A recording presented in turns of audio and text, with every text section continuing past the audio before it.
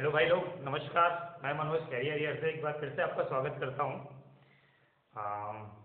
भाई जो अपन 1000 super question previous year solve कर रहे थे, तो कल के आगे देखते हैं आज फिर से कौन कौन से क्वेश्चन है फिर से देखते हैं। ठीक है भाई, चलो आज के दिन का देखो पहला क्वेश्चन क्या है। भगवान बुद्ध के महापरिनिर्वाण के बाद पहली बौद्ध परिषद का आयोजन कहाँ हुआ था। ठीक है भाई, महापरिनिर्वाण यानी कि उनकी मृत्यु के बाद जो है जो पहली बौद्ध संगत समिति हुई या बौद्ध समिति हुई थी उसका आयोजन कहाँ पे हुआ था। ये आपके पास चार ऑप्शन दिए हैं, राजगृह, गया, पाटलिपुत्र, वैशाली। ठीक है, सबने पढ़ा होगा। तो क्या इसका आंसर होगा? इसका आंसर होगा राजगृह। ठीक है, राजगृह इसका राइट आंसर होगा। अब देखिए, अब मैं इससे जुड़ी कुछ बातें आपको बता देता हूँ करके। राजगृह इस क्वेश्चन का राइट आंसर है। आपको पता है कि चार बौद्ध संगत समिति हुई थी। जो पहली हुई थी, पहली भी कहाँ पे हुई थी? राजगृह में हुई थी। पहली कहाँ हुई थी? राजगृह में हुई थी। ठीक है, दूसरी कहाँ पे हुई? दूसरी हुई थी वैशाली में। दूसरी कहाँ हुई? वैशाली में हुई। तीसरी कहाँ पे हुई? पाटलिपुत्र में हुई थी। पाटलिपुत्र में। तीसरी पाटलिपुत्र में हुई थी। और चौथी कहाँ पे हुई थी? कश्मीर में, कुंडलवन में हुई थी। ठीक है भाई, तो ये चार बौद्ध संगत समिति हुई थी या बौद्ध परिषदों का चार आयोजन किया गया था, जो कि ये है राजगृह, वैशाली, पाटलिपुत्र और कुंडलवन। अब ये राजगृह जो था, यहाँ पे इसकी अध्यक्षता किसने की थी, किसके शासनकाल में हुई थी? तो ये किसके शासनकाल में हुई थी? तो सबको पता है ये अजात शत्रु के शासनकाल में हुई। समझते रहिए, ये किसके काल में हुई? अजात शत्रु के शासनकाल में हुई। वैशाली में किसकी हुई? काला शोक। वैशाली में किसके शासन काल में हुई? काला शोक के शासन काल में हुई। पाटलिपुत्र में किसके शासन काल में हुई? तो पाटलिपुत्र में हुई अशोक के शासन काल में। पाटलिपुत्र के किसके शासन काल में? अशोक के शासन काल में हुई। और कुंडलवन में जो हुई थी वो कनिष्क के शासन काल में हुई थी। कनिष्क के शासन काल में हुई। तो जो पहली बौद्ध परिषद समिति का आयोजन किया गया था वो कहाँ पे किया गया था? राजगृह में। अब देखिए, मैं कुछ इससे जुड़ी और कुछ बातें बता देता हूँ आपको। जब राजगृह में पहली संगत समिति हुई थी तो यहाँ पे दो चीजें लिखी गई थी। ठीक है, दो चीजें। पहला है विनय पिटक, यहाँ पे विनय पिटक, और दूसरा है सुत पिटक। ठीक है, यहाँ पे दो पिटक लिखे गए, कौन कौन से? विनय पिटक और दूसरा है सुत पिटक। ठीक है, सुत पिटक। अब ये विनय पिटक, विनय पिटक किसमें थी? ये किसने लिखी? पाली में। किसने लिखी? पाली में लिखी। और दूसरी जो सुत पिटक थी ये किसने लिखी? ये आनंद ने लिखी थी। ये किसने लिखी? आनंद ने लिखी थी। ठीक है, और ये जो आपका तीसरा है, तीसरी बौद्ध परिषद का आयोजन किया गया था पाटलिपुत्र में। तो पाटलिपुत्र में एक अभिधाम पिटक लिखा गया। क्या लिखा गया इसमें? अभिधाम पिटक। और किसने लिखा इसको? इसको लिखा था मुगालिपुत्र। किसने लिखा था? इसको लिखा था मुगालिपुत्र ने लिखा था। ठीक है भाई, तो राइट आंसर है राजगृह। दूसरा ऑप्शन आपको गिवन था बोध गया। ठीक है, तो बोध गया में क्या खास बात थी? तो बोध गया तो आपको पता है कि भगवान बुद्ध को निर्वाण यानी कि ज्ञान की प्राप्ति कहाँ पे हुई थी? बोध गया में हुई।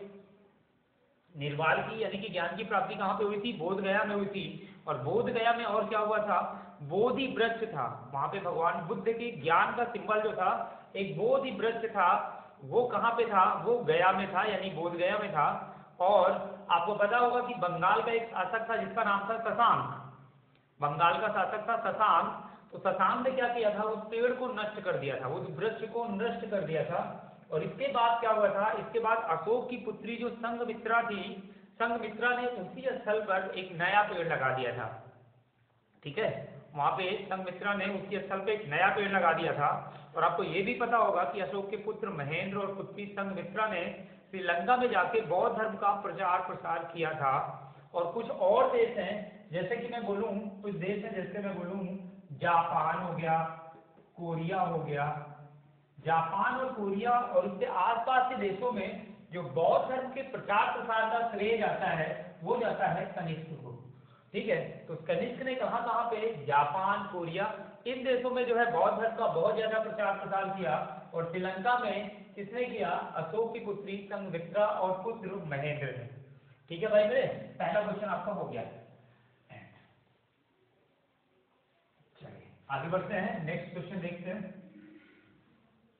देखिए अगला क्वेश्चन क्या गिवन है, अगला क्वेश्चन है कि कौन सी मुद्रा स्पेशल एसडीआर की पेटिका में आती है। एसडीआर आपको सबको पता होगा, ये क्या होता है, स्पेशल ड्राइंग राइट। ये क्या होते हैं, स्पेशल ड्राइंग राइट। ये क्या होता है, ये एक्चुअली फॉरेन करेंसी होती है। जो भी जिस तरह का जो देश का केंद्रीय बैंक होता है वो क्या करते हैं, एसडीआर अपने पास संचित करके रखता है। ठीक है, इसी को विदेशी मुद्रा कहते हैं। एसडीआर क्या होती है, विदेशी मुद्रा होती है। ये विदेशी मुद्रा होती है और ये हॉट करेंसी होती है जिसकी मार्केट में बहुत ज्यादा वैल्यू हो। ठीक है, एक्चुअली जिस जो मार्केट की सबसे बड़ी ब्रांडिंग होती है पैसे की, सबसे बड़ी करेंसीज होती हैं, वही उसी के एसडीआर होते हैं। यानी ये कह सकते हैं कि ये विदेशी मुद्रा होती है, विदेशी मुद्रा होती है। और ये विदेशी मुद्रा किस फॉर्म में रखी जाती है, यानी एसडीआर किस फॉर्म में रखी जाती है। तो जैसे मान लो एसबीआई के पास 200 करोड़ है, ठीक है, विदेशी मुद्रा के नाम पे 200 करोड़ है। तो इन 200 करोड़ में आरबीआई क्या करेगा, आरबीआई क्या करेगा, 115 करोड़ जो है, 115 करोड़ इसमें गोल्ड एसेट्स होगी और बाकी के 85 करोड़ बाकी जो करेंसी होगी। ठीक है, तो ये होता है आपका एसडीआर। एसडीआर की कौन कौन सी मुद्रा एसडीआर में आती है, तो आपका ये जो यूएस डॉलर एसडीआर में आता है, बहुत ब्रांडिंग है। जापान की येन भी इसमें आती है, ब्रिटिश पाउंड भी इसमें आता है, और चाइना का युआन, इसको रेनमिनबी ये भी कहा जाता है। और ये जो यूरो करेंसी है, ये सारी के सारी करेंसी एसडीआर का पार्ट है। ठीक है, तो आपको समझ में आया होगा कि कौन सी मुद्रा है। तो ये सारी मुद्रा जो है एसडीआर में आती है, स्पेशल ड्राइंग राइट। चलिए नेक्स्ट क्वेश्चन करते हैं, तीसरा क्वेश्चन आज का। तीसरा क्वेश्चन है, उपराष्ट्रपति को उसके पद से कौन हटा सकता है। ठीक है, अच्छा एक बात और पहले इस क्वेश्चन के पहले एक बात बता देता हूँ। किसी भी डिपार्टमेंट के किसी अधिकारी को हटाने के लिए वो ही डिपार्टमेंट सबसे पहले इनिशिएटिव होता है। तो जैसे उपराष्ट्रपति, उपराष्ट्रपति का जो कार्य सदन है वो कौन सा है, वो है राज्यसभा। ठीक है, उपराष्ट्रपति कहाँ का जो है अध्यक्ष होते हैं, राज्यसभा का, राज्यसभा का। तो राज्यसभा भी इनको हटाने के लिए जो पहला एफर्ट होगा, जो पहले काम करेगी वो राज्यसभा करेगी। तो क्या करेगी, राज्यसभा, राज्यसभा एक प्रस्ताव पारित करेगी और ये प्रस्ताव जाएगा लोकसभा में, और लोकसभा से लोकसभा इसको कहाँ पे भेजेगी, ये भेजेगी राष्ट्रपति के पास। और राष्ट्रपति की मुहर या उसकी हस्ताक्षर, राष्ट्रपति के हस्ताक्षर से उपराष्ट्रपति को उसके पद से हटा दिया जा सकता है। तो यहाँ पे देखिए आपके ऑप्शन में राज्यसभा कहीं नहीं दिया है। ये पूरी प्रक्रिया में 3 बॉडीज होती हैं। कौन कौन सी बॉडी आपको दिख रही होगी, राज्यसभा, लोकसभा और राष्ट्रपति। तो तीनों मिलकर बनाती क्या है, संसद। तो संसद हटाती है किसको, उपराष्ट्रपति को।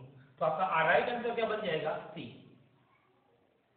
ठीक है भाई मेरे, ऑप्शन क्वेश्चन समझ में आया। राज्यसभा इनिशिएटिव होती है, इसके बाद लोकसभा में बात जाते हैं इसका, और लोकसभा के बाद जो है राष्ट्रपति की फाइनल मुहर के बाद किसी को, उपराष्ट्रपति को हटाया जा सकता है। तो आपका राइट आंसर इस क्वेश्चन का क्या होगा, ऑप्शन नंबर सी, संसद। चलिए आगे बढ़ते हैं, नेक्स्ट क्वेश्चन करते हैं। अगला है, अध्यादेश जारी करने वाले भारतीय राष्ट्रपति की शक्ति क्या है। शक्ति एक क्या है, किस तरह की शक्ति होती है। देखो अध्यादेश कब जारी किया जाता है, अध्यादेश जारी तब किया जाता है जब लोकसभा, लोकसभा और या तो राज्यसभा, लोकसभा और राज्यसभा के जो सत्र है किसी कारण से वो स्टार्ट ना होने पाए, यानी कि सत्र ना चल रहा हो, लोकसभा और राज्यसभा इन दोनों का जब सत्र ना चल रहा हो और देश में कोई कानून बनाना अनिवार्य हो। समझते रहिएगा, अध्यादेश कब लागू किया जाता है, जारी होता है जब लोकसभा और राज्यसभा के सत्र ना चल रहे हों और उस टाइम पे देश में कानून बनाना बहुत जरूरी हो। उस टाइम पे राष्ट्रपति जो है आर्टिकल 1, 2, 3 के तहत, राष्ट्रपति क्या है, आर्टिकल 1, 2, 3 के तहत अध्यादेश जारी कर सकता है। और राज्यपाल 2, 3, 1, राज्यपाल आर्टिकल 2, 3, 1 के तहत 1 के तहत अध्यादेश जारी कर सकता है। एक बात और मैं आपको बता देता हूँ कि राज्यपाल और राष्ट्रपति में क्या डिफरेंस है, दोनों किस तरह से चीजें जारी कर सकते हैं, अध्यादेश किस तरह जारी कर सकते हैं। राज्य जो आपका राज्यपाल होता है, राज्यपाल किसी भी व्यक्ति की सजा को कम करवा सकता है। अगर मान लीजिए सजा की उन केसेस में राइट की बात करते हैं तो राज्यपाल किसी की सजा कम करवा सकता है, लेकिन राष्ट्रपति फांसी की सजा को भी कम करवा सकता है। ठीक है, तो ये थोड़ा सा ध्यान रखेंगे। तो आपका राइट आंसर क्या बनेगी, वैधानिक शक्ति। ये किस तरह की है, वैधानिक शक्ति है। ठीक है भाई। और ये जो अध्यादेश के अलावा राष्ट्रपति की जो मैक्सिमम पावर होती है, शक्तियां होती है, वो उसकी कार्यपालिका की शक्ति होती है। तो ये याद रखेंगे आप करके कि जो राष्ट्रपति की अधिकतर जो शक्तियां होती है किस घटक में आती है, तो आप बोलोगे कार्यपालिका की शक्ति में आती है, और जो अध्यादेश की शक्ति है वो वैधानिक शक्ति में आती है। तो आपका इस क्वेश्चन का जो राइट आंसर होगा ऑप्शन नंबर डी, ये वाला।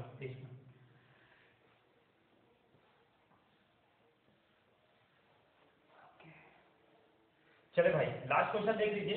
कौन सी ऐसी मुद्रा नीति है जिससे मुद्रास्फीति बढ़ जाएगी। ठीक है, मुद्रास्फीति बढ़ जाएगी। पहला है सस्ती मुद्रा। सस्ती मुद्रा क्या होती है, ठीक है, सस्ती मुद्रा का मतलब चीप करेंसी होता है, चीप मनी बोल सकते हैं। ये कौन सी मनी होती है, चीप मनी। डियर मुद्रा, डियर मुद्रा, डियर मुद्रा होती है, ये डियर मनी होती है। और ये क्या होती है, चलायमान, इसी को हॉट करेंसी भी बोलते हैं। क्या बोलते हैं भाई मेरे, हॉट करेंसी। और ये फ्लैट मुद्रा, फ्लैट मुद्रा क्या होती है, मैं सारी चीजें बताता हूँ। फ्लैट करेंसी, फ्लैट करेंसी क्या होती है। ठीक है, देखो ऐसी कौन सी मुद्रास्फीति है, मुद्रा नीति है जिससे मुद्रास्फीति बढ़ जाएगी। मुद्रास्फीति कब बढ़ती है, आपको सबको पता है, मार्केट में जब पैसे का चलन बहुत ज्यादा हो जाता है, मार्केट में करेंसी का फ्लो बहुत ज्यादा हो जाएगा। इससे क्या होगा, लोग क्या करेंगे, ज्यादा से ज्यादा खरीदारी करेंगे, कहीं पे भी फिजूल खर्ची पैसा खर्चा करेंगे। तो जो नोट की जो करेंसी की वैल्यू है वो कम हो जाएगी। करेंसी की वैल्यू कम हो जाती है और उसके भाव बढ़ जाते हैं, चीजों के भाव बढ़ जाएंगे। भाई ठीक है, मार्केट में बहुत पैसा है, तो ये क्या होगा, चलो इतने की है ये खरीद लेते हैं, 100 की है, 100 की चीज 150 की, कोई बात नहीं, हमारे पास पैसे खरीद लेंगे, है ना। तो यही सब चीजों से क्या होती है, मुद्रास्फीति बढ़ती है। तो मुद्रास्फीति कब बढ़ेगी, सस्ती मुद्रा, यानी कि पैसे की वैल्यू जो होती है कम हो जाएगी, तभी तो मुद्रास्फीति बढ़ेगी। इस क्वेश्चन का राइट आंसर क्या हो जाएगा, ऑप्शन नंबर ए, सस्ती मुद्रा या चीप मनी। चलो ये क्या होती है, डियर मुद्रा क्या होती है, डियर मनी क्या होती है। डियर माने क्या होता है, डियर माने कोई आपको बहुत पसंद हो, यानी आपके बहुत क्लोज हो, आप उसको डियर बोलेंगे। तो डियर मनी मतलब ये हुआ, अब करेंसी की बात हो रही है, ऐसा पैसा जो आपको बहुत, जो जिससे आपको बहुत लगाव है, जिसको आप खर्चा नहीं करना चाहते। तो आप अगर मुद्रा को खर्चा नहीं करना चाहते हैं तो क्या करेंगे, सेविंग करेंगे। सेविंग करेंगे तो मार्केट में करेंसी का फ्लो हो जाएगा कम, करेंसी का फ्लो कम हो जाएगा तो लोग चीजें कम खरीदेंगे, चीजें कम खरीदेंगे तो जो सामान है उसकी कीमत क्या हो जाएंगे, डाउन हो जाएंगे। तो डाउन हो जाएंगे तो मार्केट की जो मुद्रास्फीति है वो घट जाएगी, घट जाएगी। तो ये आपकी होती है डियर मनी। ओके, हॉट मुद्रा क्या होती है, हॉट मुद्रा देखो इस तरह की करेंसी के कहते हैं। एक्चुअली ये हॉट करेंसी इसलिए टर्म जो है कई क्षेत्र में यूज कर सकते हैं, लेकिन शेयर मार्केट से आपको समझाता हूँ। हॉट करेंसी क्या होती है, एक्चुअली हॉट करेंसी ये होता है कि जैसे कोई चाइनीज कंपनी या कोई कंपनी है, इंडियन कंपनी में अपना इन्वेस्टमेंट की है, और वो जो उनके इन्वेस्टमेंट है, जो शेयर्स है, अचानक से वो कंपनी के शेयर बहुत तेजी से बढ़ जाते हैं, बहुत ज्यादा बढ़ जाते हैं, उनकी वैल्यू बहुत ज्यादा हो जाती है। तो उसमें क्या होगा कि जो दूसरी कंपनीज है वो अपने वो शेयर बेचेंगी, फटाफट शेयर बेचेंगी क्योंकि उनको बहुत ज्यादा दाम मिल रहा है, तो वो शेयर बेचेंगे और पैसा लेके गायब हो जाएंगे। गायब हो जाने का मतलब कहीं और इन्वेस्ट कर देंगे। तो ऐसी जो करेंसी होती है वो हॉट करेंसी होती है। फ्लैट मुद्रा क्या होती है, फ्लैट मुद्रा का मतलब देखने में लगेगा आपको करके, इसको समझाता हूँ आपको। फ्लैट मुद्रा क्या होता है, इस तरह की मुद्रा होती है जो देखने में बहुत भारी लगे और एक्चुअली में उतनी भारी ना हो, मतलब ये लगे कि यार बहुत ज्यादा वैल्यू है इसकी। तो जो दिखावटी वैल्यू ज्यादा हो और एक्चुअल वैल्यू कम हो, जैसे कि अपन स्टैम्प खरीदते हैं 10,000 रुपए का, 10,000 स्टैम्प है, 10,000 रुपए का, तो 10,000 की स्टैम्प ना बताओ आप लागत कितनी लगती है, कागज की और वही स्टिकर ये सब लगते हैं करके। तो ये एक्चुअली जो इसकी प्राइस होता है वो बहुत ज्यादा नहीं होता, लेकिन जो इसका दिखावटी प्राइस होता है वो बहुत ज्यादा होता है। तो ये होती है आपकी फ्लैग मुद्रा। ठीक है भाई, चलिए भाई अगला देखते हैं, नेक्स्ट क्वेश्चन। अगला क्वेश्चन है कि भारत सरकार ने स्वर्ण मुद्रीकरण योजना कब स्टार्ट की। ठीक है, तो ये कब स्टार्ट की, 15, 16, 17, 18। तो 15 एक्चुअली गवर्नमेंट ने 15, 16 में स्टार्ट की थी। अब 15, 16 में स्टार्ट की थी, लेकिन यहाँ पे 15 अलग 16 अलग दिया है। तो आपके क्वेश्चन का जो राइट आंसर बनेगा वो क्या हो जाएगा 2015 इस क्वेश्चन का राइट आंसर होगा। अच्छा ये स्वर्ण मुद्रीकरण योजना क्या होती है? ये स्वर्ण मुद्रीकरण योजना क्या है? तो स्वर्ण मुद्रीकरण योजना का मतलब ये हुआ था कि एक टाइम ऐसा हुआ था कि इंडिया के लोगों में सोना खरीदने की बड़ी होड़ लगी थी। अब आप समझिए कि भाई इंडिया के लोग सोना खरीदने जाएंगे, सोना खरीदेंगे, किससे लेंगे? व्यापारियों से लेंगे। व्यापारी किससे लेगा? वो डिमांड करेगा गवर्नमेंट से। तो गवर्नमेंट कहाँ से करेगी? वो फॉरेन से लेगी। फॉरेन से लेगी तो गवर्नमेंट के पास बर्डन पड़ेगा, लोड पड़ेगा उसको लेने के लिए। तो गवर्नमेंट ने एक स्कीम निकाली। वो स्कीम ऐसी थी कि लोगों को कहा गया कि भाई आप अपने गोल्ड है जो बैंक में जमा करें, ठीक है, वो बैंक में जमा करें और वो सोना आपका बना ही रहेगा, उतना सोना आपके पास बचा रहेगा और साथ ही साथ क्या होगा, उसी गोल्ड से आपको क्या मिलेगा? लोन तो मिलेगा, साथ में उसकी इंटरेस्ट भी मिलेगी। इस तरह लोगों का भी काम हो गया, गवर्नमेंट भी काम हो गया। तो ये जो स्कीम है कब स्टार्ट की गई थी? 2015 एंड 16 में। लेकिन अगर ऑप्शन अलग अलग है तो ऑप्शन नंबर ए इस क्वेश्चन का राइट आंसर होगा। ठीक है भाई, इसको मैं मिटा देता हूं।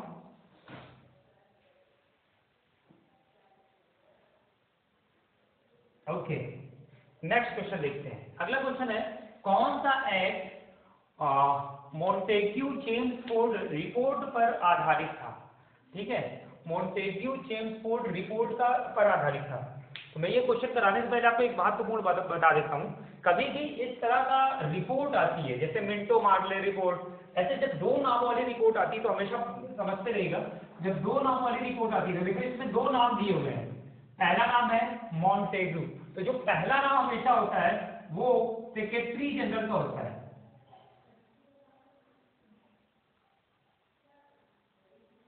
हमेशा जब दो नाम वाली कोई रिपोर्ट आएगी तो पहला नाम जो होगा वो किसका होगा? सेक्रेटरी जनरल का होगा। और दूसरा नाम जो होगा वो किसका होगा? ये गवर्नर जनरल या वायसराय।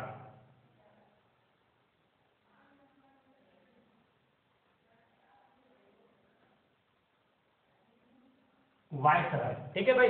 तो कभी भी कोई रिपोर्ट ऐसी आएगी जिसमें दो नाम अलग होगा, अंग्रेजों में अंग्रेज के जो भी गवर्नर जनरल थे इन सब के नाम थे, तो हमेशा पहला जो नाम होगा वो सेक्रेटरी जनरल का होगा और दूसरा होगा गवर्नर जनरल का या फिर वायसराय का। ठीक है, तो अब इसके बारे में पढ़ते हैं करके हम लोग। यह अधिनियम आपसे दिया कि कौन सा अधिनियम इस रिपोर्ट पर आधारित था।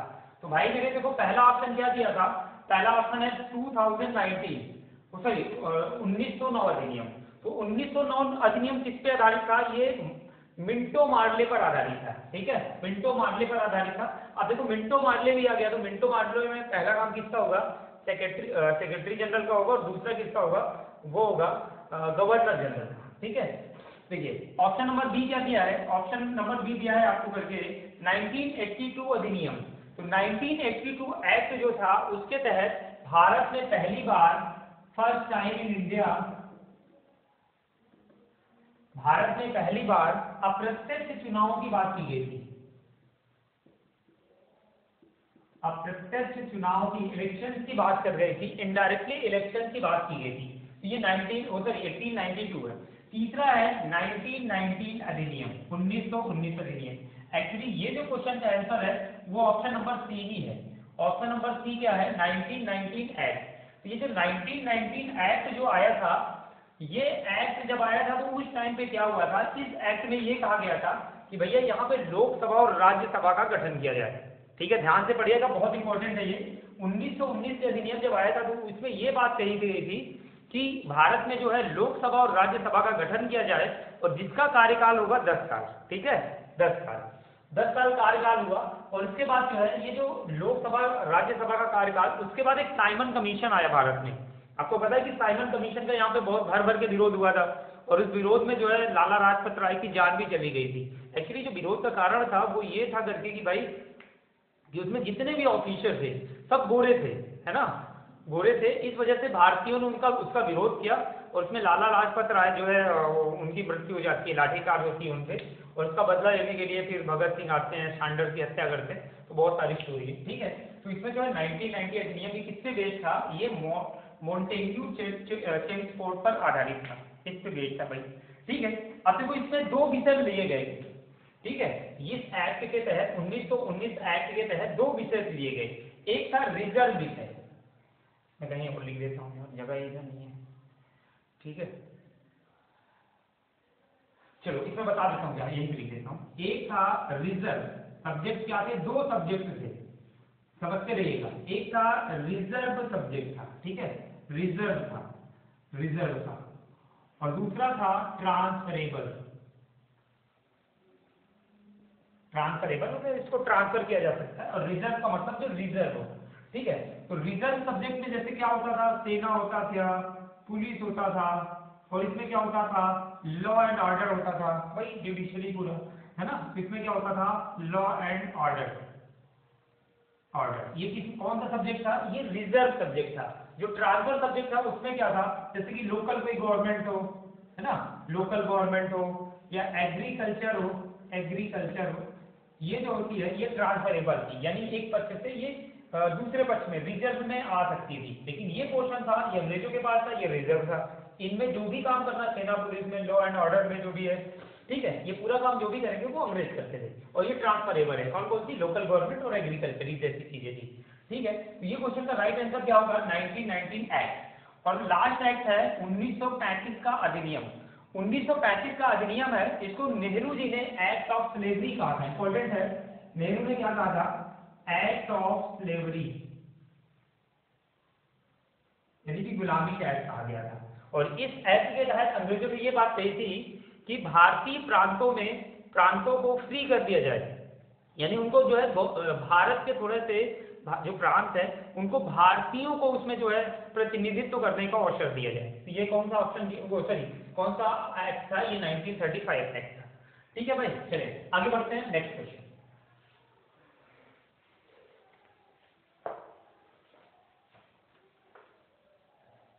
ओके चलिए, नेक्स्ट क्वेश्चन है, ये क्वेश्चन है, राष्ट्रपति के महाभियोग के किसी भी आरोप की प्राथमिकता दी जा सकती है, ठीक है।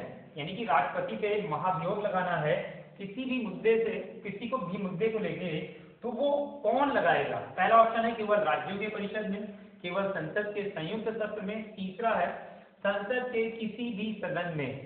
तो देखो मैं ये बताता हूँ कि राष्ट्रपति पे जो महाभियोग प्रक्रिया लगाई जाती है ये किस तरह लगाई जाती है, किसी भी सदन में, संसद का कोई भी सदन हो, ठीक है, अपर हाउस लोअर हाउस जो भी हो, राज्यसभा लोकसभा कोई भी हो, उसके 1/4 मेंबर, किसी भी सदन में, इधर सदन आप कौन, पार्लियामेंट, यानी कि राज्यसभा या लोकसभा का कोई भी सदन होगा, उसका 1/4 मेंबर, उसके 1/4 मेंबर एक चिट्ठी लिखेंगे, ठीक है, ये चिट्ठी लिख देंगे, और ये चिट्ठी लिख देंगे, और ये चिट्ठी जो है किसके पास पहुंचेगी, ये पहुंचेगी राष्ट्रपति के पास।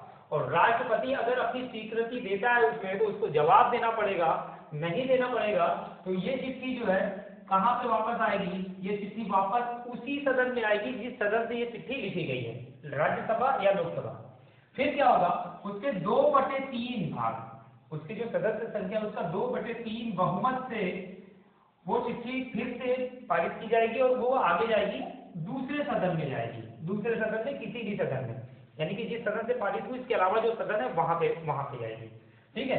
वहां पे पर जब बहुमत पारित हो जाता है कि सब लोग एग्री कर जाते हैं 2/3 पार्ट, तो ये आगे पोर्शन में पहुंच जाती है कहां पे, वाइस प्रेसिडेंट के पास। कहां पे जाएगी, वाइस प्रेसिडेंट के पास, वाइस प्रेसिडेंट के पास जाएगी। और वाइस प्रेसिडेंट ही, क्योंकि उस समय जो है राष्ट्रपति जब महाभियोग लगा होता है उस टाइम पे जो उपराष्ट्रपति होता है, राष्ट्रपति की शक्तियां उसी को दी जाती हैं।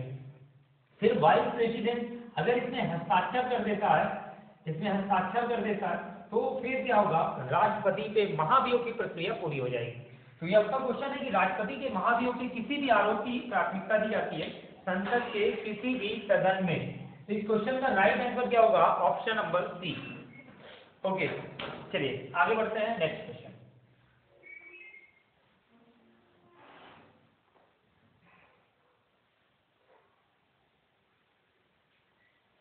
ओके भाई, नेक्स्ट प्रॉब्लम क्या है, अशोक एवं मौर्यों का पतन पुस्तक के लेखक, ये आपको रट्टा मारना है, और इसके राइट आंसर होगा Romila Thapar, option number B. Romila Thapar ने ये किताब लिखी थी कि अशोक और मौर्यों का पतन, ठीक है भाई। चलिए अगला क्वेश्चन है, नेक्स्ट क्वेश्चन है, ये सब 2019 में आए हुए क्वेश्चन है, तो बहुत इंपॉर्टेंट है आपके लिए। अगला है क्वेश्चन नंबर 6 है, वैदिक काल के लेखकों ने किन क्षेत्रों को अशुद्ध कहा। देखो मैंने आपको जब हिस्ट्री पढ़ाया था तो मैंने आपको बताया था कि मगध और उसके आसपास के एरियो में जो है उत्तर वैदिक काल में जो आर्यों ने अपनी एंट्री नहीं की थी, सबसे लेट हिंदुस्तान में जो एंट्री होती है करके आर्यों की, वो कहाँ पे होती है, मौर्य और उसके आसपास में, मगध और उसके आसपास में। और इसी कारण है कि मगध जो है सबसे लास्ट तक, मगध और उसके जो राज्य है उसी के आजू बाजू वाले, वो सबसे लास्ट तक जो है वहां पे सत्ता चली और सबसे बढ़िया सत्ता चली। क्यों? क्योंकि आर्यों का काम ही है भाई पूजा पाठ करना, ये क्षत्रिय धर्म को बुला के पूजा पाठ आपको सिखाएंगे। चलिए ठीक है, ये देख लेते हैं। तो इसीलिए जो है जो वैदिक काल के लेखकों ने है, जो लेखक है, उन्होंने क्या किया था, मगध और उसके आजू बाजू के कुछ क्षेत्र जिनमें मगध का प्रभाव बहुत ज्यादा था, उनको अशुद्ध क्षेत्र कहा गया। क्यों? क्योंकि उसमें आर्यों की एंट्री वैध थी। तो आपका राइट आंसर होगा अंग भी राइट है, मगध भी राइट है, वत्स भी राइट है, यानी कि ऑल ऑफ दीज। तो ऑल ऑफ दीज इस क्वेश्चन का राइट आंसर होगा। चलिए भाई, अब ये देखिए क्या है, अगला क्वेश्चन है, ये हो गया अपना जो भी है, इसको मैं दोनों को मिटा देता हूँ। अशोक और मौर्यों के पतन पुस्तक के लेखक रोमिला थापर है, और वैदिक काल में लेखकों ने किन क्षेत्रों को अशुद्ध कहा, तो अंग, मगध, मगध और वत्स, इन सबको जो है अशुद्ध कहा। चलिए आगे बढ़ते हैं, नेक्स्ट क्वेश्चन सॉल्व करते हैं। अगला क्वेश्चन है, मानव जीवन के लिए ग्रीन हाउस की उपस्थिति है, क्या है? हानिकारक है, आवश्यक है, कि हानि रहित है, कि इनमें से कोई नहीं? क्या हो सकता है, आपको क्या लगता है? मानव जीवन के लिए ग्रीन हाउस गैस जरूरी है कि नहीं? बिल्कुल भाई जरूरी है, आवश्यक जरूरी है। क्यों? क्योंकि बहुत सारे दुनिया के ऐसे जोन्स हैं, ऐसे साइट्स हैं जहाँ पे हमेशा बर्फ जमी रहती है, ठीक है, बहुत ज्यादा ठंडी रहती है। तो ग्रीन हाउस गैस क्या करती हैं, वो थोड़ा सा वातावरण में गर्मी पैदा करती हैं। तो उन एरियाज के लिए भी, उन एरियाज में अगर गर्मी नहीं होगी तो वो हमेशा वही रहेगी, मतलब बहुत हमेशा ठंडी बनी रहेगी, बहुत सारी प्रॉब्लम क्रिएट हो सकती है। तो इस क्वेश्चन का जो राइट आंसर है वो क्या होगा, आवश्यक है। यानी कि जो आपकी ग्रीन हाउस गैसेज हैं वो है मानव जीवन के लिए बहुत आवश्यक है। अब देखो ग्रीन हाउस बहुत सारी गैसेज निकलती हैं, ये गैसों के बारे में आपको पता होगा कि कौन कौन सी ग्रीन हाउस गैसेज होती हैं। तो इसमें देखो मेथेन होती है, नाइट्रस ऑक्साइड होती है ना, ऐसी बहुत सारी गैसें होती हैं और बहुत सारी गैसेज होती हैं, और उसमें सीएफसी भी होता है। तो देखो सीएफसी के कारण आपको बता दूं करके कि ये जो आपका कहाँ गया क्वेश्चन, इसमें ओजोन जो होता है, सीएफसी ओजोन, सीएफसी के कारण ओजोन को बहुत नुकसान हो रहा है ना। मैं आपको पूरी थ्योरी बताता हूँ एक्चुअली, ठीक है। ग्रीन हाउस गैसेज में सीएफसी भी आती है, कौन कौन सी आती है, मेथेन आती है, ठीक है, कार्बन डाइऑक्साइड आएगी, और कौन सी आएगी, नाइट्रस ऑक्साइड आएगी, जलवाष्प आएंगे, ठीक है, सीएफसी आएगी। तो सीएफसी से कारण क्या होता है कि भाई जो ओजोन है, ओजोन का डिप्लेशन हो रहा है, उसका, उसकी जो परत है उसका अवक्षय हो रहा है, ठीक है। होता क्या है समझाता हूँ आपको। जैसे सीएफसी देखो, सीएफसी, सी का मतलब होता है क्लोरो, सी क्या होते हैं, क्लोरो, एफ क्या होते हैं, फ्लोरो, और सी क्या होते हैं, कार्बन, कार्बन। सीएफसी क्या मतलब होता है, क्लोरो फ्लोरो कार्बन। तो ये जो क्लोरो होता है भाई, क्लोरो, क्लोरीन, फ्लोरो माने क्लोरीन होता है, क्लोरीन ही तो होता है। तो क्लोरीन बहुत खतरनाक है, किसके लिए, ओजोन लेयर के लिए। ये जैसे क्लोरीन ओजोन के संपर्क में आती है, ओजोन लेयर के संपर्क में आती है, ये क्या करती है, ओजोन को क्रैक कर देती है, तोड़ देती है। ओजोन एक्चुअली होता क्या है, O3 होता है, 3 ऑक्सीजन के एटम मिलके एक O3 बनाएंगे, दैट इज ओजोन। तो क्लोरो क्या करती है, इस ओजोन को क्या करती है, ब्रेक कर देती है, ब्रेक करेगी। तो जैसे ये ब्रेक करती है भाई, तो ये क्या होते हैं, वीकर बॉन्ड हो जाता है इनके बीच में, O3 के बीच में जो बॉन्डिंग होती है वो कमजोर हो जाती है, और कहीं से सल्फर, नाइट्रोजन कोई भी आके इनके साथ जो है सल्फर के ऑक्साइड, नाइट्रोजन के ऑक्साइड, ये सारे बहुत सारे ऑक्साइड बना लेते हैं, और ये स्पेस खाली हो जाता है जहां से अल्ट्रावायलेट रेज सन की जो है इंडिया उधर ही अर्थ में एंट्री मार लेती है, ठीक है। तो जो पहली बार जो ये सीएफसी के कारण जो ओजोन डिप्लेशन हो रहा है, अवक्षय हो रहा है, ये पहली बार जो है 1986 में ये अंटार्कटिका में देखा गया था, ठीक है भाई। मेरे कब डेट याद रखेंगे, पहली बार 1986 में अंटार्कटिका में देखा गया। तो पूरी दुनिया जो है टेंशन में आ गई।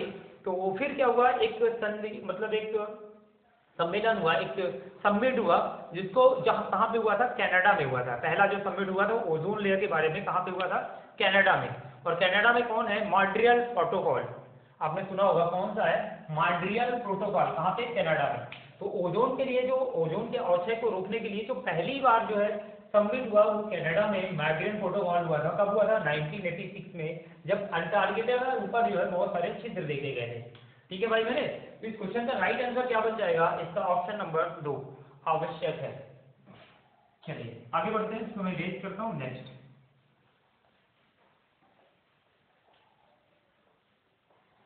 ओके भाई, नेक्स्ट क्वेश्चन है धीमी आर्थिक वृद्धि, धीमी आर्थिक वृद्धि, उच्च बेरोजगारी, आर्थिक ठहराव और बढ़ती कीमतों के कारण, मतलब ये सारी चीजें, यानी कि इकोनॉमिकल ग्रोथ आपकी रुक जाए, बेरोजगारी एकदम चरम पे पहुंच जाए, ठीक है, मार्केट में क्या होगा, महंगाई बढ़ जाए, सब कुछ जो ये पोर्शन बनता है, ये पूरा पोर्शन को हम क्या कहलाते हैं, ऑप्शन दिया है मुद्रा जनित मंदी। एक्चुअली मुद्रा जनित मंदी इस क्वेश्चन का राइट आंसर है, मुद्रा जनित मंदी।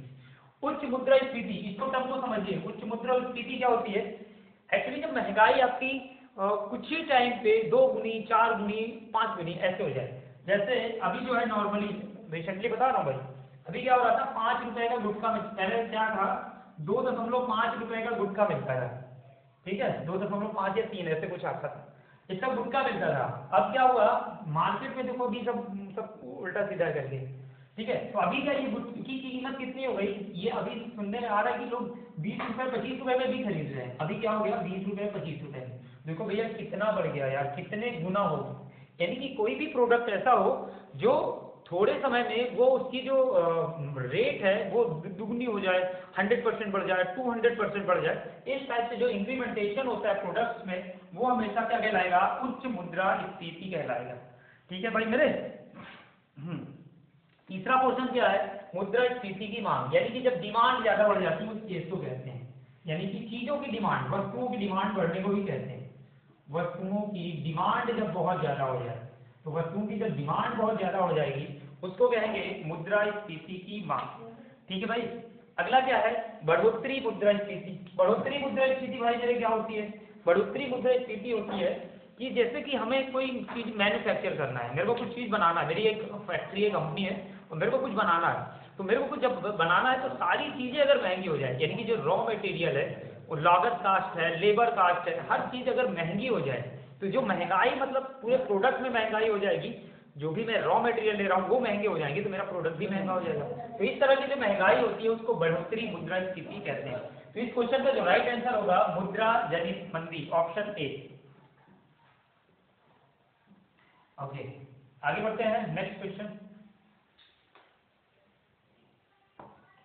ओके भाई, अगला क्वेश्चन क्या है, कांस्य युगीन सभ्यता में सबसे बड़ी, कांस्य युगीन सभ्यता में सबसे बड़ी, कांस्य युगीन सभ्यता में सबसे बड़ी सीमा किसकी थी, ऑप्शन नंबर फर्स्ट है मिस्र, ऑप्शन नंबर 2 है मेसोपोटामिया, तीसरी है हड़प्पा और चौथी है मेहरगढ़। इस क्वेश्चन का राइट आंसर है, आप रट लीजिएगा, हड़प्पा, ठीक है भाई, ये किसका राइट आंसर क्या आएगा, ये राइट आंसर है हड़प्पा। अगर वर्तमान में इसकी बात की जाए तो वर्तमान में जो सबसे बड़ी साइट है वो राखीगढ़ी की है भाई, याद रखिएगा, राखीगढ़ी, राखीगढ़ी की साइट कहाँ पे है, ये है हरियाणा में। वर्तमान में अगर दे दे, ये ऑप्शन दे दे आपका कि सबसे बड़ी जो साइट है कांस्य युगीन सभ्यता में सबसे बड़ी साइट किसकी थी, वो हड़प्पा की थी, और इस समय जो है सबसे बड़ी जो साइट है वो कौन सी साइट है, हरियाणा की राखीगढ़ी साइट, ठीक है, ये हो गया। अगला है किस समय अवधि को, अच्छा नेक्स्ट क्वेश्चन है, किस समय अवधि को गार्डन चिल्ड्रे ने क्रांति की अवधि बोला, ठीक है भाई, तो ये आपका जो है रटने वाला क्वेश्चन है। तो आपका जो नवपाषाण काल है, जो आपका नवपाषाण काल है, नवपाषाण काल को ये जो आपके साइंटिस्ट महोदय हैं, ये जो आपके गूगल बेटा है, गार्डन चिल्ड्रन है और ये राइटर भी हैं, उन्होंने क्या कहा था, नवपाषाण काल को क्या कहा था, गार्डन चिल्ड्रन ने क्या कहा था, ये क्रांति का अवधि बोली गई थी, ठीक है, और इन्होंने इस पे एक किताब भी लिखी थी, man make a history, man make a history, ठीक है, इनकी गार्डन चिल्ड्रन की किताब आई थी, मैन मेक अ हिस्ट्री, कब आई थी, 1936 में आई थी, ठीक है। उस किताब में इन्होंने नवपाषाण काल को क्या है, अवध क्रांति की अवधि कहा था, ठीक है भाई। ओके ओके भाई, अगला क्वेश्चन देखते हैं। देखो, भारत में राष्ट्रीय पार्टी होने के लिए चुनाव में सुरक्षित होना चाहिए। एक्चुअली ऑप्शन काफी ज्यादा थे और बड़े बड़े ऑप्शन थे, तो लिखने में थोड़ा सा प्रॉब्लम थी मुझे, तो मैं ऐसे बता देता हूँ कि भारत में राष्ट्रीय पार्टी होने के लिए क्या, मतलब पिछले चुनाव में कितना % क्या आपके पास सीटें या वोटिंग सिक्योर होना चाहिए। तो अगर मैं ओटो की बात करूं, समझते रहेगा, अगर मैं ओटो की बात करूं तो अगर कोई भी पार्टी राष्ट्रीय पार्टी होना चाहती है, अगर मैं ओटो की बात करूं तो उसे कम से कम 4 राज्यों से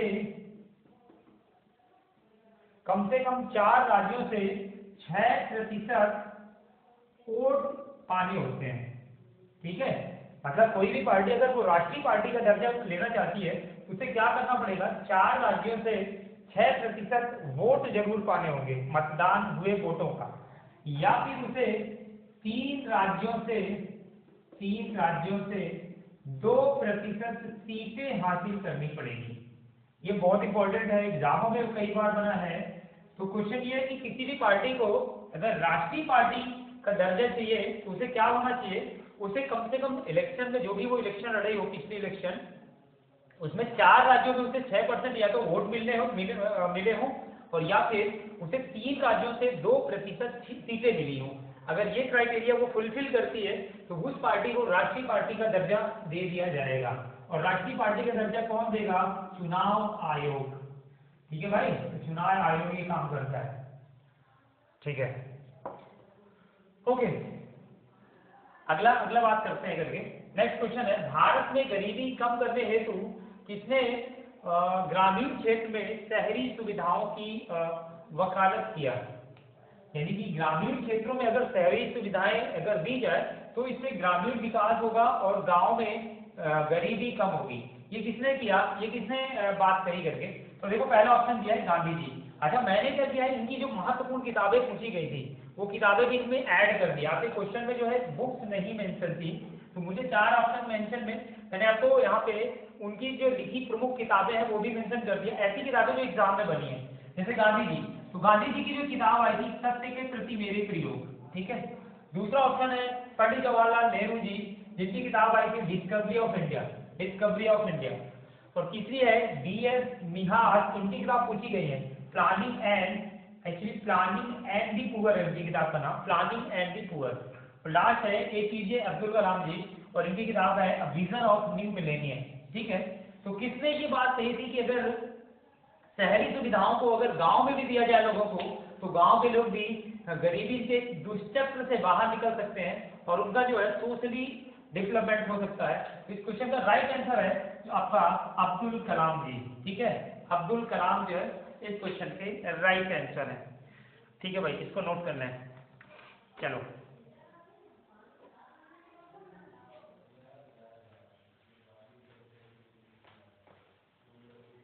okay, next question, what is board. Board क्या है, इंपॉर्टेंट क्वेश्चन है, 2019 में आया है। तो क्या है बॉर्ड, किसी को आइडिया है? हाँ, इसका पूरा नाम होता है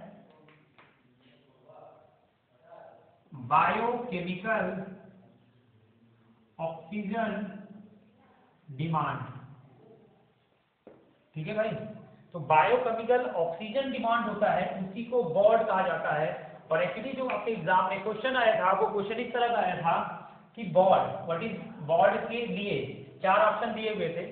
उस ये बॉर्ड एक्चुअली टर्म यूज कहाँ पे होता है, बॉर्ड जो होता है कि जो भी मान लो कोई भी पारिस्थितिक तंत्र, तालाब ले लीजिए, तो तालाब में या फिर नदी में या कोई भी बॉडी हो जिसमें वाटर बॉडी हो, तो उसमें जो है जो जलीय जीव होंगे तो उनको जीने के लिए कितनी मिनिमम ऑक्सीजन की आवश्यकता होती है, उसी को बॉर्ड कहा जाता है, यानी कि बायोकेमिकल ऑक्सीजन डिमांड कहा जाता है। तो मैं इसका आंसर लिख देता हूं कि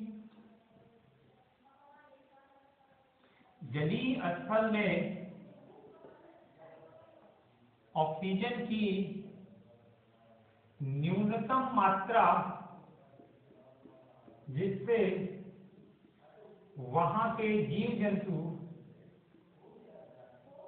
जी सकें, इसी टर्म को क्या कहा जाता था, बॉर्ड कहा जाता है, biochemical oxygen demand. Okay boss, चलिए आगे करते हैं नेक्स्ट क्वेश्चन। मैं इसको इरेज करता हूं यहाँ पे, अगला प्रॉब्लम करते हैं।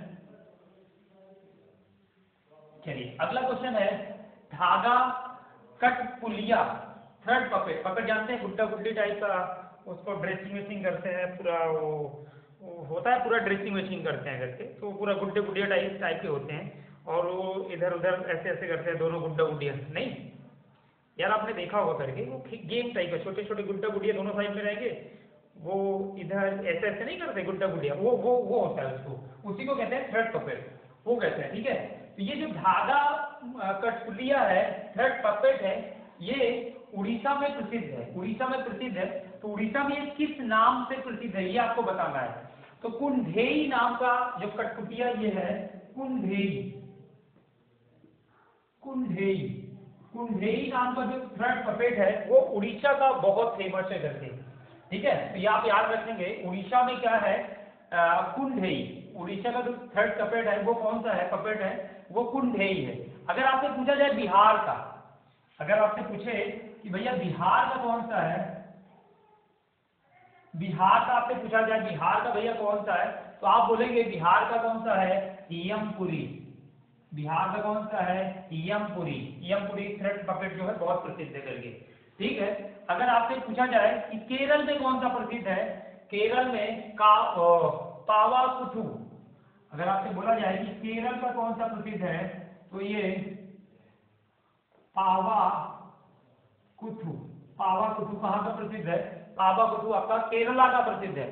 ठीक है, बाम्बेयट कहाँ का है, कर्नाटक का, बाम्बेयट कहाँ का, ये है कर्नाटक का। ठीक है भाई, तो आंध्रा का कौन सा है, कुंढेई, बिहार का एमपुरी, केरला का पावाकुथु और कर्नाटका का बाम्बेयट। ओके भाई, चले इसको नोट कर लेते हैं। अगला क्वेश्चन,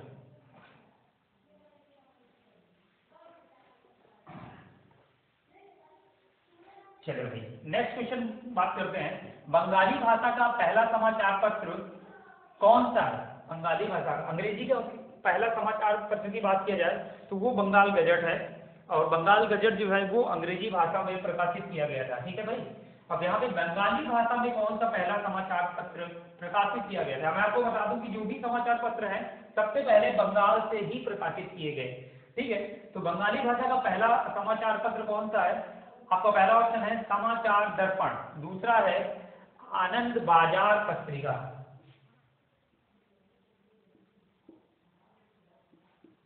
आनंद बाजार पत्रिका, और तीसरा ऑप्शन है तत्वबोधिनी, और लास्ट ऑप्शन है दिग्दर्शन। ठीक है, बताइए भाई कौन सा हो सकता है, कौन सा लगता है। ठीक है, तो देखो कैरे और मार्क्स में नाम याद रखिएगा, कौन कौन से हैं, कैरे और मार्क्समैन। ठीक है, ये दोनों सब दो अलग अलग बंदे हैं एक साथ। तो कैरे और मार्क्समैन ने 1818 ईस्वी में, याद रखेंगे 1818 ईस्वी में, तो कैरे और मार्क्समैन नामक दो बंदे थे जिन्होंने 1818 ईस्वी में एक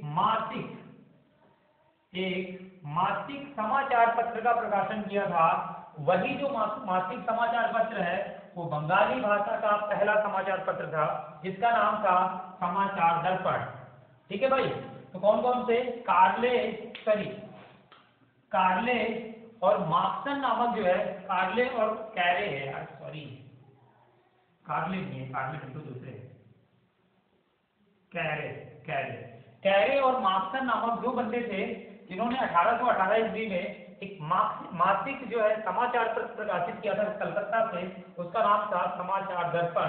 बाद में कुछ समय बाद ये जो समाचार पत्र है इसको साप्ताहिक कर दिया गया था। ठीक है भाई मेरे, इसको बाद में क्या कर दिया गया था, साप्ताहिक कर दिया गया था। तो समाचार दर्पण इस क्वेश्चन का राइट आंसर है। ऑप्शन नंबर क्या है, बी, आनंद बाजार पत्रिका। तो आनंद बाजार पत्रिका का जो संपादन किया था वो शिशिर कुमार घोष ने किया था, याद रखिएगा ये पूछे जाते हैं। आनंद बाजार पत्रिका का संपादन किसने किया था, शिशिर कुमार घोष ने, शिशिर कुमार घोष ने इसका संपादन किया था। और ये है तत्वबोधिनी, तत्वबोधिनी किसने किया था, देवेंद्र नाथ ठाकुर, देवेंद्र नाथ ठाकुर ने तत्वबोधिनी जो पत्रिका आई थी उसका संपादन किया था। और ये जो दिग्दर्शन आई थी इसका भी संपादन किसने किया था, इसका संपादन किया था मार्क्सन ने। ठीक है, तो दिग्दर्शन जो पत्रिका आई थी उसका संपादन किसने किया था, ये जो कैरे एंड मार्क्सन थे तो मार्क्सन ने इसका किया था। ठीक है भाई, याद रखिएगा, नोट कर लीजिएगा इसको। चलिए आगे बढ़ते हैं करके।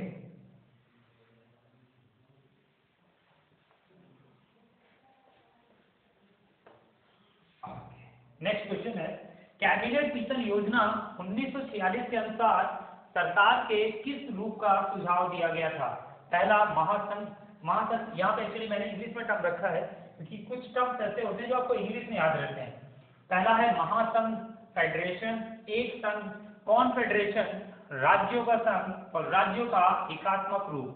तो मैं आपको बता दूं कि जो कैबिनेट मिशन योजना है उसकी जो योजना हुई थी, 3 लोगों ने इसका जो है कैबिनेट मिशन योजना बनाई थी। कौन कौन से थे? एक था पैट्रिक लॉरेंस। कौन सा था? Patrick Lawrence. कैबिनेट मिशन योजना किसने बनाई थी? 3 लोगों में थे, ये कमेटी में 3 लोग थे। पहला कौन था? Patrick Lawrence. दूसरा है सर क्रिप्ट। क्रिप्ट मिशन ये सब पढ़ते हो आप, सर क्रिप्ट। और तीसरा बंदा था ए अलेक्जेंडर।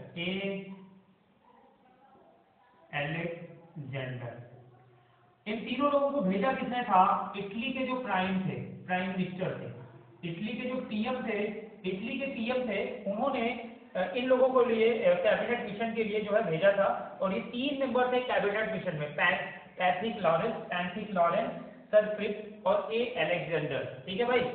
और ये लोगों ने क्या किया था? इन्होंने क्या था? फेडरेशन की बात करी थी। इन्होंने किसकी बात की थी? इन्होंने फेडरेशन की बात की थी। और ये फेडरेशन शब्द आपको महासंघ में मिलेगा। ठीक है। तो ये देखो यहाँ पे क्या है, ये आप बस इतना याद रखेंगे, इन्होंने किसके बारे में बात की थी? फेडरेशन की बात की थी। और फेडरेशन में ये होता है कि जो सेंटर होगा आपका, जो सेंटर होगा, संघ होगा, वो सेंटर में बहुत ज्यादा शक्तियां होती हैं। सेंटर में क्या होता है? बहुत ज्यादा शक्तियां होती हैं फेडरेशन के अंदर। और जो आपके प्रांत हैं, प्रांत में भी शक्तियां दी जाएगी। ठीक है भाई। तो ये जो कैबिनेट मिशन योजना है, इसका गठन जो है 1946 में किया गया। और ये इटली के पीएम ने भेजा था 3 बंदों की कमेटी बना के। कौन कौन से थे? पैट्रिक लॉरेंस, सर क्रिप्ट और ए अलेक्जेंडर, ये लोग थे करके। और इन्होंने हिंदुस्तान में जब ये बनाने की कैबिनेट मिशन बना, तो उसमें इन्होंने फेडरेशन की बात कही थी, फेडरेशन बनाने की। फेडरेशन का मतलब होता है कि ऐसा तंत्र बनाया जाए जिसमें जो सत्ता पक्ष होगा, सेंट्रल गवर्नमेंट होगी, मोस्ट पावर, सबसे पावरफुल होगी, और प्रांतों में भी शक्तियां का विभाजन किया जाएगा। तो इस क्वेश्चन का राइट आंसर क्या बनेगा? ऑप्शन नंबर ए, महासंघ या फेडरेशन। ओके बॉस, चलते आगे बढ़ते हैं।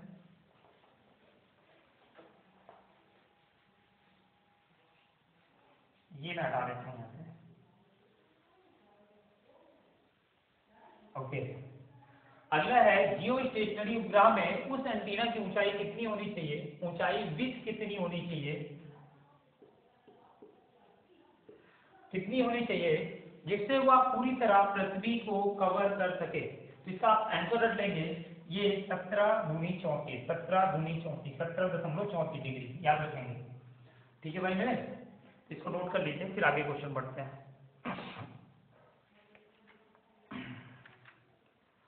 ओके, अगला क्वेश्चन क्या है? केवला देवी का विवाह अलाउद्दीन के बड़े बेटे के साथ हुआ। ठीक है, अलाउद्दीन के बड़े बेटे, कौन सा बड़ा बेटा जिसकी शादी केवला देव का विवाह हुआ? केवला देव कहाँ की थी? एक्चुअली चित्तौड़ की थी। चित्तौड़ के बारे में पता है आपको कि अलाउद्दीन खिलजी का जो पहला अभियान है, पहला उसने विजय हासिल की थी, वो कहाँ पे विजय हासिल की थी? पहली विजय उसकी एक्चुअली गुजरात की विजय थी। ठीक है, गुजरात में पहली विजय हासिल की थी किसने? ये अलाउद्दीन खिलजी ने। इसने जो है राजस्थान चित्तौड़ में चित्तौड़ जीता था। फिर किसको हराया था? रतन सिंह, महाराज रतन सिंह को हराया था। और रतन सिंह के पता है आपको, महारानी पद्मावती के पति थे रतन सिंह। उन्हीं की जो किताब है, उन्हीं के बारे में पद्मावत लिखी थी मलिक मोहम्मद जायसी ने। कब लिखी थी? 1996 में। अरे सॉरी यार, 1996 कहाँ गया? 1296 की स्टोरी है। ठीक है, और उस 1296 में शासक कौन था दिल्ली सल्तनत में? अलाउद्दीन खिलजी नहीं, जलालुद्दीन खिलजी, उसका चाचा। इसका अलाउद्दीन खिलजी का चाचा यहाँ का शासक था, दिल्ली सल्तनत का। लेकिन ये युद्ध कौन लड़ा? अलाउद्दीन खिलजी ने। कब लड़ा? 1596 में। 1596 में ये युद्ध लड़ा करके, और वो चित्तौड़ के राजा जो है रतन सिंह को धोखे से हरा देता है, और धोखे से हरा देता है। तो यही की चित्तौड़ की एक लड़की थी जिसका नाम था देवला देवी, और देवला देवी की शादी अलाउद्दीन खिलजी ने अपने बड़े बेटे से कराई। मैं आपको बता दूं, अलाउद्दीन खिलजी आपको सेकंड सिकंदर कहता था। आपको क्या कहता था? सेकंड सिकंदर, द्वितीय सिकंदर कहा इसने अपने आप को, सेकंड सिकंदर। यानी इसी बंदे ने क्या किया था? सिकंदर सानी की उपाधि धारण की थी। सिकंदर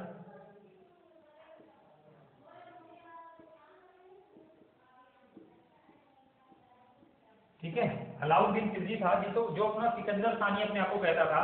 सेकंड सिकंदर की टाइटल वो उसने ली थी करके, और उसने ये चित्तौड़ के रतन सिंह को हराया था, पद्मावती के पति थे।